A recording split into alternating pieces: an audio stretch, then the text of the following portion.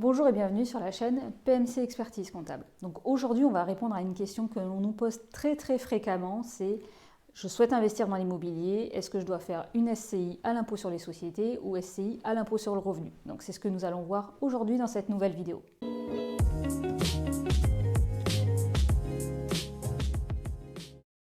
Je suis Célia Pétrisson, je suis expert comptable. Je suis la fondatrice du cabinet PMC Expertise Comptable. Au cabinet PMC Expertise Comptable, on accompagne des créateurs d'entreprises, des porteurs de projets, des entrepreneurs dans leur développement. On accompagne également des investisseurs immobiliers sur le choix du statut adopté dans le cadre de leurs investissements immobiliers. Aujourd'hui, dans cette nouvelle vidéo, on va répondre à la question que l'on nous pose très fréquemment. Est-ce que je dois créer une SCI à l'impôt sur le revenu ou SCI à l'impôt sur les sociétés dans le cadre de mon prochain projet d'investissement immobilier? Donc, vous le savez certainement, donc la SCI, c'est en fait une société civile immobilière. Donc, en fait, c'est une société qui va porter un bien immobilier qui va être exploité, en fait, dans une optique patrimoniale. La SCI est donc une société civile immobilière. Elle va être utilisée dans le cadre d'un projet d'investissement locatif. L'objectif de la SCI, c'est en fait d'exploiter un patrimoine immobilier. Donc SCI à l'IS ou à l'IR, donc c'est en fait impôt sur les sociétés ou impôt sur le revenu. La grosse différence effectivement entre ces deux structures, ça va être dans un premier temps la fiscalité, c'est-à-dire que dans un cas, vous allez relever de l'impôt sur le revenu, dans un cas, vous allez relever de l'impôt sur les sociétés, donc on va expliquer un petit peu les différences. Et autre chose déterminante, ce sera également la fiscalité de la plus-value lors de la revente. Dans un cas, vous allez relever du régime de plus-value des particuliers, et dans l'autre cas, vous allez relever du régime de plus-value des entreprises. Tout d'abord, dans le cadre d'une SCI à l'impôt sur le revenu. Donc on parle très souvent de transparence fiscale. En fait, qu'est-ce que c'est? C'est-à-dire que ce n'est pas la structure qui va être imposée elle-même en tant que telle, mais c'est-à-dire que les résultats éventuels dégagés par la SCI vont remonter au niveau de l'imposition des associés de la société. Donc déjà, SCI, pour toutes les sociétés civiles, il faut au moins effectivement 2 associés pour constituer la société civile immobilière. Donc effectivement, si vous êtes 2 associés, chaque associé va être imposé au niveau de son impôt sur le revenu personnel, de sa quote-part de détention dans la SCI. Donc c'est pour ça qu'on parle de transparence fiscale. Ce n'est pas la société elle-même, mais ce sont ses associés directement. Donc si les associés sont des personnes physiques, les associés personnes physiques vont être imposés au niveau de leur impôt sur le revenu. Au niveau de la fiscalité, en SCI à l'impôt sur le revenu, on relève du régime des revenus fonciers. C'est-à-dire que les revenus vont être taxés en tant que tels au niveau de l'impôt sur le revenu personnel de chaque associé. Ce que ça implique en termes de résultats, donc chaque année vous allez avoir un résultat qui va être positif en dehors de cas des travaux où vous pouvez avoir un déficit reportable. Lorsque vous avez un bénéfice, sous ce régime, il est fiscalisé au niveau de votre impôt sur le revenu personnel. Donc dans votre tranche marginale à l'impôt sur le revenu, il est fiscalisé également aux prélèvements sociaux, à la CSG-CRDS, au taux de 17,2%. En revenu foncier, si vous faites des travaux et qu'il relève des travaux qui sont déductibles, donc il faut également faire le point. Attention sur ce point-là, effectivement, l'intégralité des travaux risque de ne pas forcément être déductible en revenu foncier. Il faut être très vigilant sur la détermination des travaux qui sont déductibles. Lorsque ce sont des travaux déductibles, ils peuvent s'imputer sur le résultat. Vous pouvez arriver éventuellement en déficit et sous ce régime-là, effectivement, le déficit peut être imputé au niveau de votre impôt sur le revenu personnel jusqu'à 10 700 € la première année et ensuite ce déficit est reporté en avant. Au niveau du régime de la plus-value, donc plus-value c'est en cas de revente du bien, si vous faites une plus-value sur la vente de votre bien immobilier. Donc on va être à peu près à 36% au niveau de la fiscalité sur la plus-value qui comprennent la plus-value en tant que telle et les prélèvements sociaux. Donc il faut savoir qu'en SCI à l'impôt sur le revenu, on va avoir des abattements pour durée de détention. C'est-à-dire que le montant, le taux de la plus-value va diminuer en fonction du nombre d'années de détention du bien.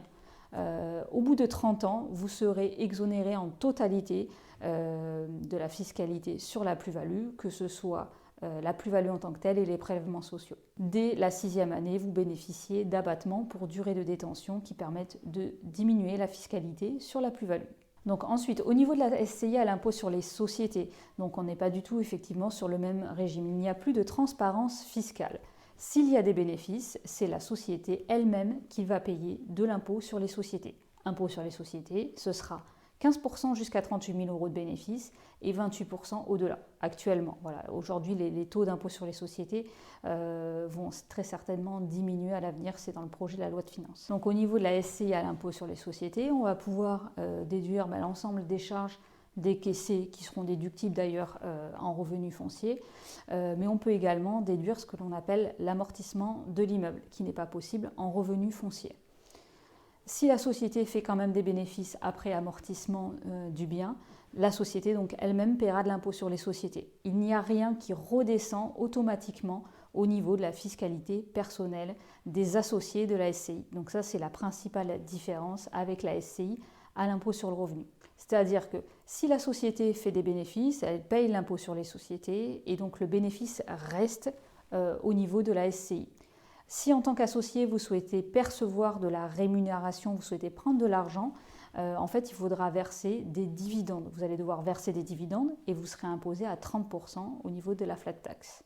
Donc en fait, en SCI à l'impôt sur les sociétés, la différence, c'est que les revenus de la SCI sont ceux de la SCI. Ils vont être encapsulés en quelque sorte sur la société, ce qui n'est pas le cas en SCI à l'impôt sur le revenu, où les revenus descendent directement au niveau de votre fiscalité personnelle. Donc la SCI à l'impôt sur les sociétés, l'avantage, c'est de pouvoir protéger davantage votre fiscalité puisque ce ne sera pas automatique. Vous aurez de la fiscalité à l'impôt sur le revenu personnellement seulement si vous vous versez des dividendes. Si vous ne vous versez pas de dividendes, il n'y aura donc aucune fiscalité au niveau de votre impôt sur le revenu personnel. La différence également au niveau de l'impôt sur les sociétés sera lors de la revente d'un bien. Donc lors de la revente d'un bien, effectivement, on ne relèvera pas de la plus-value des particuliers, mais on sera imposé à l'impôt sur les sociétés, donc 15% et donc 28% au-delà. Donc la fiscalité sera directement calculée au sein de la SCI à l'impôt sur les sociétés. Et effectivement, on va tenir compte des amortissements que l'on aura pratiqués. Donc effectivement, pour résumer, la fiscalité sera plus lourde au niveau de la SCI à l'impôt sur les sociétés, dans le cadre d'une détention à long terme, lorsque l'on revend un bien. Par contre, la SCI à l'impôt sur les sociétés, le gros avantage, c'est qu'elle vous aura permis de limiter votre fiscalité chaque année au niveau de l'impôt sur le revenu. Donc en fait, pour résumer, c'est-à-dire que pendant toute la durée de détention du bien à l'impôt sur les sociétés, vous n'allez pas payer d'impôt sur le revenu. Par contre, le jour où vous revendez, effectivement, là, vous aurez une fiscalité qui peut être lourde. À la différence, la SCI à l'impôt sur le revenu, en dehors de cas de travaux qui peuvent s'imputer seulement la première année au niveau de votre impôt sur le revenu, en dehors de ce cas précis, une fois que les travaux sont apurés, chaque année, vous allez avoir des revenus. Sachant qu'en plus, on ne pourra pas amortir le bien, on aura beaucoup moins de charges à l'impôt sur le revenu. Donc chaque année, vous allez avoir de la fiscalité personnelle au niveau de l'impôt sur le revenu. Vous allez parfois être fiscalisé sur des flux de trésorerie que vous n'avez pas forcément. Parce que parfois, effectivement, vous aurez effectivement un loyer, mais en face, vous aurez un remboursement de crédit. Donc la problématique sera effectivement le niveau de fiscalité à l'impôt sur le revenu chaque année en SCI à l'impôt sur le revenu. Pour résumer, entre la SCI à l'impôt sur le revenu et la SCI à l'impôt sur les sociétés, ça va dépendre de votre stratégie d'investissement. Est-ce que vous souhaitez continuer à investir et à réinvestir derrière ? En SCI à l'impôt sur le revenu, vous risquez d'être rapidement limité par la fiscalité annuelle, puisque la fiscalité annuelle est très lourde en dehors de travaux spécifiques.